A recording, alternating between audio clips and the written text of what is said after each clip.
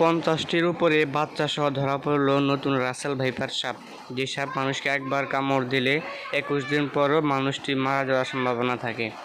আপনারা অনেকেই দেখতে পাচ্ছেন, আমরা আগে জানতাম যে সাপ এগুলা ডিম দেয়, পরে ডিম থেকে বাচ্চা হয় অনেক দিন পর।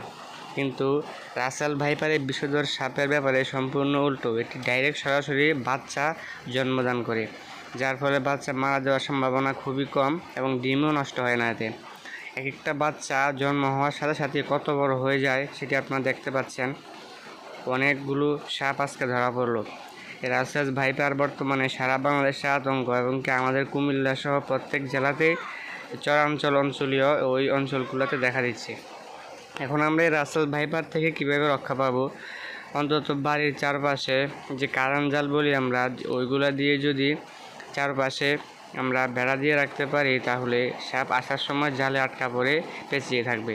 কারেন্ট জাল হচ্ছে সাপ ধরার একটি অত্যন্ত সুন্দর একটি কৌশল। তারপর আপনার বাড়ির আশেপাশের ঝোপঝাড়গুলোকে আমরা পরিষ্কার রাখবো। আর যদি কাউকে রাসেল ভাইপার আক্রমণ করে, তাহলে আমরা সরাসরি ডাক্তারের রাসেল ভাইপার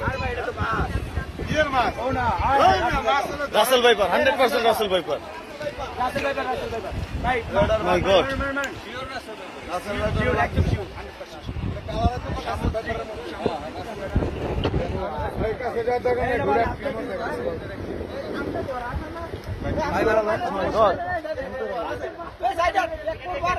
জাকির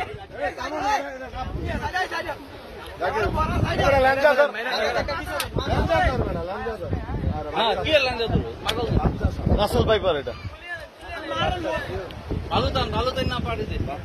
ভাই, সাহসী কেউ নাই? আরে মাথায় মাথায়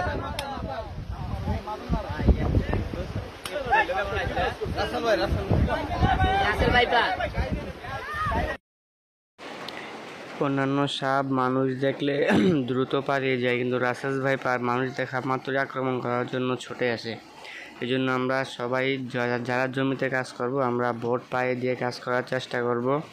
আর এই সাপ থেকে আমরা সাবধানে থাকবো। আর চ্যানেলটিকে সকলে সাবস্ক্রাইব করে দিই, যেন নতুন নতুন ভিডিও আমরা আপনাদের সামনে নিয়ে আসতে পারি।